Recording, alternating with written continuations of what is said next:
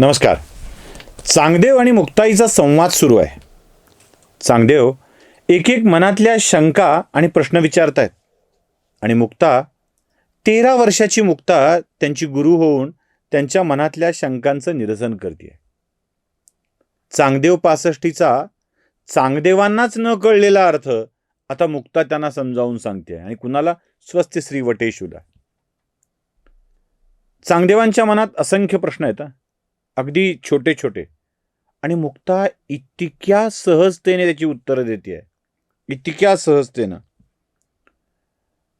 कालचं उदाहरण तर आपण बघितलंच. जलाशयात उडणारे तरंग तरंग म्हणून ओळखले जातात, पण असतात पाणीच. कल्लोळ्यातल्या पाण्याच्या जलमय मालिका या असतात पाणीच, पण त्याला आपण लाटा असं म्हणतो. तरीही चांगदेवांच्या डोक्यात अजून काही घुसत नाहीये.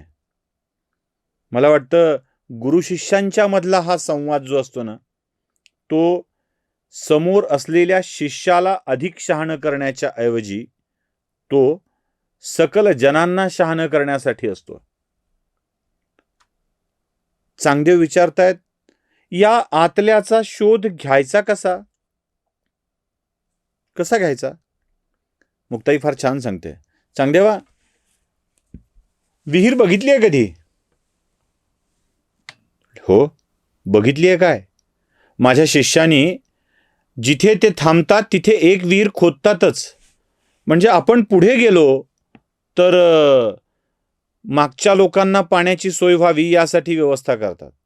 आणि ईश्वराच्या कृपेने आमच्या शिष्यांनी खोदलेल्या प्रत्येक विहिरीला उत्तम पाणी लागलंय आणि त्या पाण्याचा उपयोग आज सामान्य माणसं खूप करतायत. त्यामुळे विहीर माहित आहे मला. विहीर कशी खोदतात चांगदेवा? कशी म्हणजे? आधी सुरुवातीला वरचा भाग उकरायचा, गोल आखून घ्यायचा आणि त्या गोलाच्या मधलं पहिल्यांदा माती काढायची. मग हळूहळू मुरूम, दगड असं काही लागतं, पाषाण लागतो, त्याला उकरून बाहेर काढायचं आणि तोपर्यंत खोदत राहायचं जोपर्यंत पाणी लागत नाही. मग पाणी लागतं? हो, खालच्या पाषाणातून, कातळातून झरझर झरझर झरे वाहत येतात आणि खूप सुंदर पाणी लागतं. बर, असं गृहीत धरा चांगदेवा की तुम्ही विहीर खोदली नाही आणि एका जागी उभे आहात. हो, तर त्या खाली काय जे फूट खोदलंय तिथे पाणी नव्हतंच का? होतं ना. मग काय करावं लागलं तुम्हाला ते असलेलं पाणी मिळवण्यासाठी? माती काढावी लागली, मुरूम काढावा लागला, दगड काढावे लागले आणि मग पाण्यापर्यंत पोचता आलं. तुम्ही पाण्यापर्यंत पोचलात याचा अर्थ पाणी तिथे होतं. त्या जलतत्वाला मिळवण्यासाठी मला जमिनीला भुसभुशीत करावं लागलं, मुरूम दगड सगळे बाजूला करावे लागले आणि पाण्यापर्यंत पोचावं लागलं. मी पाण्याचा शोध घेतला. तो परमेश्वर आपल्या अंतर्यामी असतो. ते दिव्य तेज आपल्या अंतर्यामी असतं, आपल्यातच असतं. फरक काय? फक्त दगड माती दूर करून तो झरा, तो निर्झर मोकळा करता आला पाहिजे, मग त्याचं दर्शन होतं. चांगदेव विचार करू लागले, अरे खरंच की, इतकी साधी गोष्ट मला अजून कशी नाही समजली? परमेश्वर आत असतो आणि मी मात्र वेड्यासारखा तो शोधत फिरतोय. हाती आलेल्या सिद्धीला मी परमेश्वराची प्राप्ती आणि परमेश्वराची कृपा समजतोय. म्हणजे मला वाघावर नियंत्रण मिळवता आलं म्हणजे माझ्यावर परमेश्वराची कृपा झाली आणि ती कृपा समजून मी त्याला शोधत फिरतोय. निघालेल्या मुरुमाला पाणी नाही समजता येत, निघालेल्या दगडाला पाणी नाही समजता येत, काढलेल्या मातीला पाणी नाही समजता येत, आणि पाणी समजलंच तर त्यांना तहान नाही भागत. विहीर खोदली याचा अर्थ हे सगळं बाजूला करावं लागतं.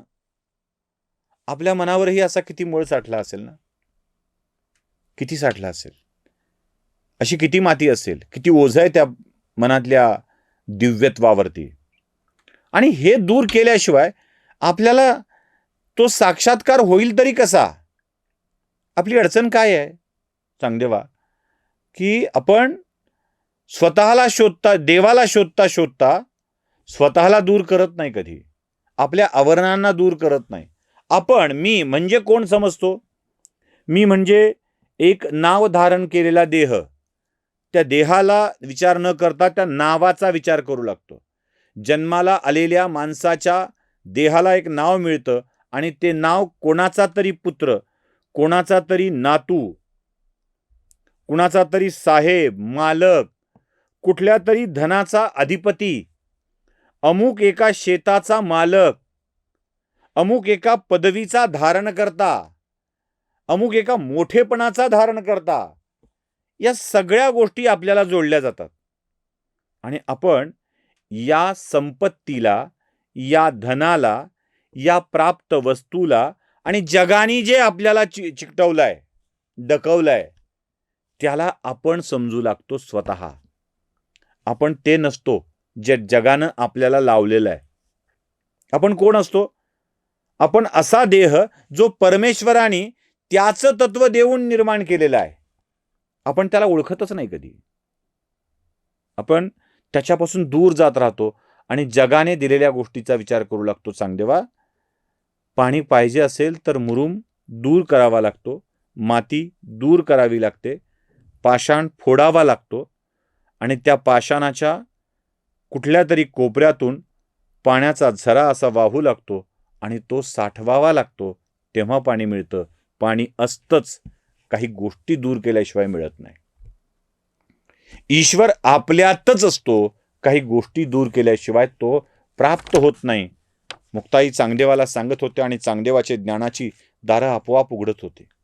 चांगदेव म्हणाले, मुक्ताई देवी, आपण बोलताय ते खरं आहे, पण जन्माबरोबर आलेली मीपणाची जाणीव काढायची तरी कशी? मोठा अवघड प्रश्न होता. जन्माला आलोय, हा देह जन्माला आलाय आणि त्या देहासोबत मी जन्माला आलोय, मी वाढू लागलोय, मला हे मिळालंय, ही जाणीव काढायची तरी कशी? आणि मुक्ताईचं उत्तर खूप सुरेख आहे. काय म्हणतात त्यांनी ज्ञानदेवांच्याच एका ओवीचा दाखला दिलाय. लवणा पाणी याचा ठाओ, माझी रिघोणी गेले पाहो. लवणा पाणी याचा ठाओ, माझी रिघोणी गेले पाहो. तव तेच नाही गा, काय देवो मापजळा. मीपणाची जाणीव विसरायची कशी? याचं उत्तर मुक्ताई देतात, विसरायची नसतेच चांगदेवा. बघाव, कमाल आहे की नाही? मीपणाची जाणीव विसरायची नसतेच, उलट अहंतेचा शोध घ्यायचा असतो. कोहम, त्या अहंतेचा शोध घ्यायचा असतो. आणि हा अहंतेचा शोध घ्यायचा असेल ना, तर स्वतःच्या अंतर्यामी उडी मारावी लागते. अंतर्यामी उडी मारावी लागते. आपला आपण करावा विचार, तरावया पार भव सिंधू. आपला आपण विचार करायचा असतो. मीपणाची जाणीव जेव्हा घालून टाकायचा विचार मानतो ना, तेव्हा घालू नये. त्या मीपणाचा, मी कोण आहे याचा शोध घ्यायला सुरुवात करावी. त्या अहंतेचा शोध घ्यायला सुरुवात करावी. आणि त्या अहंतेचा शोध घेताना अंतर्यामी उडी मारावी. पुन्हा तो विहिरीचा प्रसंग येतो. मी कोण आहे हे जेव्हा आपल्याला कळत नाही ना, तेव्हा ते स्वतःच्याच अंतर्यामी डुबून जायचं असतं. पाणी, मीठ टाकलं पाण्यामध्ये तर ते पुन्हा बाजूला काढता येईल का? नाही ना. दाखवा, मीठ वेगळं दाखवा आणि पाणी वेगळं दाखवा, असं करता येऊ शकेल? साखर विरघळली पाण्यात, चव बदलेल, चव पण वेगळं करून दाखवता येणार नाही. त्यात ते असतं, तो गोडवा त्यात असतो, मिठाचा खारटपणा त्यात येतो. हा मीपणा शोधायचा असेल, अहमता घ्यायची असेल, शोधायची असेल, तर स्वतःच्या अंतर्यामी उडी मारावी लागते, समरस व्हावं लागतं. आपली अडचण काय आहे?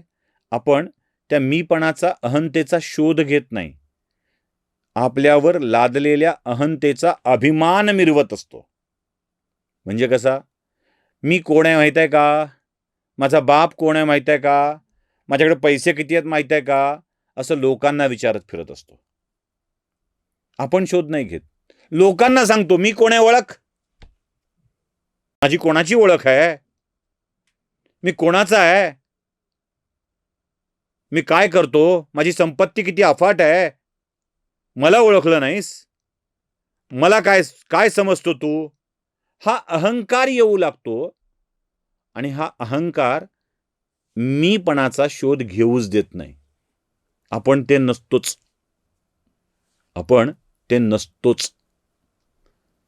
जे नसतो ते शोधायच्या भानगडीत पडतून ते आहोत असं समजायला लागतो. त्या अहंतेचा शोध म्हणजे काय?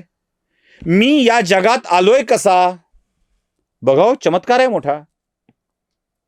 एक मशीन बनवायची असेल म्हणजे मी ज्या कॅमेऱ्यात बघून बोलतोय आता, तो कॅमेरा बनवायचा असेल तर त्याला काही अभियंत्यांची गरज असते. त्याला सगळ्या गोष्टी जोडाव्या लागतात. त्यात जरासाही बिघाड होता कामा नये. लोक म्हणतात ना की आता नीट नाही दिसलं, जरा धुरकट दिसतंय, लेन्सवर वाफ सुद्धा जमा होता कामा नये, मागचा ऑपरेटर नीट असला पाहिजे. नुसता कॅमेरा असून जमत नाही, त्याला एक ऑपरेटर लागतो, कॅमेरा पर्सन लागतो. एक कॅमेरा जो हे सगळं रेकॉर्ड करतोय आणि आपल्यापर्यंत पोहोचवतोय. आता तुम्ही ज्या मोबाईलवर, टीव्हीवर, लॅपटॉपवर बघत आहात, तो निर्माण करायला एक अभियंता लागतो आणि तो कमालीच्या गोष्टी करतो. आपण त्याला दिव्यत्व समजतो बघा. म्हणजे मोबाईलवर काय बटन दाबलं आणि मला हवा त्याचा व्हिडिओ बघता येतो. काय गुगलला जोडलेला आहे, इंटरनेटला जोडलेला आहे, यूट्यूबला जोडलेलं आहे, बघता येतं. किती कमाल आहे ना. काय भव्य काम असेल हे, काय यंत्रणा असेल ती, असा सहज मनात विचार येऊन जातो. कुठे समुद्राच्या खालून वायर टाकल्यात आणि या सगळ्या वायरमधून ते आपल्याला दिसत आहे. आपण या बाह्य गोष्टीचा शोध घेऊ लागतो. पण जन्मल्यापासून मरेपर्यंत कणाकणाने वाढणारा देह, हे हात एवढूशे होते. माझा जन्म झाला त्यावेळी इतका असेल मी, इतका, असं सहज कोणत्याही बाईच्या हातावर मावणारा. बघता बघता हा देह 6 फुटाचा झाला, क्विंटल भराचा झाला. पाऊंडातलं वजन मोजत असतील मी जन्माला आल्यावर, पाऊंडातलं. बघता बघता तो क्विंटलचा झाला. दात पडले, दात नवे आले, केस कापले, केस नवे आले. कोणती टेक्नॉलॉजी असेल ही? काय तंत्रज्ञान आहे? 2G, 4G, 5G, 6G, 7G, कोणतं जी? हे त्या जीचं, विश्वात्मक परमेश्वराचं, त्या गॉडचं टेक्निक आहे. मी जन्माला येतो, मी वाढतो, मी संपतो आणि त्याही पेक्षा त्यानं मला अफाट मेंदू दिलाय, ज्यातून मी वेगवेगळे विचार करू शकतो. बघायला मोबाईल मिळू शकतो. काय बघावं आणि काय घ्यावं हे कळण्यासाठी एक मेंदू लागतो, विचार करण्याची बुद्धी लागते. ती कुठून मिळाली? हा अहंतेचा शोध आहे बरं का. मी कोण आहे आणि हे सगळं मला कोण दिलंय, कुठून आलंय माझ्याकडं ते? तर ते त्याची कृपा आहे. तो दिव्यत्व ज्यानं हे सहजची वाढणं, बुद्धीचं, शरीराचं, अवयवांचं आणि त्याच्या हातून काही घडवण्याचं जे कौशल्य त्यानं मला प्रदान केलंय ना, तो मी आहे. कोणाचा पुत्र, कोणाचा नवरा, कोणाची बायको, अमुक शिकलेला, अमुक पदवी धारण केलेला, अमुक मोठेपणा मिळालेला, मिलियन्समध्ये फॉलोअर असलेला, वगैरे वगैरे, या सगळे फोलपट आहेत. हे पाण्यावरची माती, मुरूम, दगड, खडक हे आहे. आणि मी कोण आहे? त्या विहिरीतलं पाणी जे अस्तित्वात आहे, खळखळ खळखळ खळखळ वाहत आहे जमिनीच्या खोल खालून. पण मला ते दिसत नाहीये, कारण मी माझ्या अहंतेचा शोध घेतलेला नाहीये. मला तो अहंतेचा शोध घ्यायला हवा. मुक्ताई चांगदेवाच्या समोर या गोष्टी इतक्या सहजतेनं सांगतेय. चांगदेवाला स्वतःचाच शोध लागू लागलाय. स्वतःचाच शोध लागू लागलाय. मुक्ताईच्या समोर एका निरागस बालकाप्रमाणे हा वयोवृद्ध पांढऱ्या केसाचा बालक बसलेला आहे. डोळ्यातून घळ घळ घळ घळ घळ घळ आसवं यायला लागली. माऊली, हे देवी किती छान सांगितलंस ग. आत्ता 65चा अर्थ, चांगदेव 65चा अर्थ आत्ता कळायला लागलाय. माऊली माऊली एवढाच शब्दोच्चारण करत पुन्हा पुन्हा मुक्तेच्या पायावर चांगदेव लोळून घेतात. आता चांगदेवांच्या या ज्ञानप्राप्तीनंतर एका वेगळ्याच विषयाची गडबड सुरू झाली आहे. आणि ती गडबड कोणती? आषाढी जवळ आली आहे, पंढरीला जायचं आहे. ज्ञानदेवांनी सांगितलं, मुक्ते पंढरीला जायचंय ना ग. म्हणजे रे काय दादा, जावं तर लागेलच. विठ्ठलाची भेट घेतल्याशिवाय जीवाला चैन पडणार नाही बघ. मुक्ते मला काय वाटतंय, आपण पंढरीला पण जाऊ आणि मला तीर्थयात्रा पण करावी वाटते. पंढरीतून तीर्थयात्रा करून मी पंढरीत येतो, तोपर्यंत तुमचा निवास पंढरीत राहावा असं मला वाटतंय. मुक्ते म्हणाली, दादा तू म्हणशील तसं. दादानी सांगावं आणि मुक्तीने ती ऐकावं. तोपर्यंत पंढरीत संतांचा मेळा जमणार आहे. आणि ही 2 भावंड, पंढरीची 4 भावंड पंढरीच्या दिशेनं आता आपला प्रवास करू लागलेली आहेत. पुढे पंढरीत कोणाकोणाची भेट होतीये, कशी होतीये, हे सगळं बघूया पुढच्या भागात.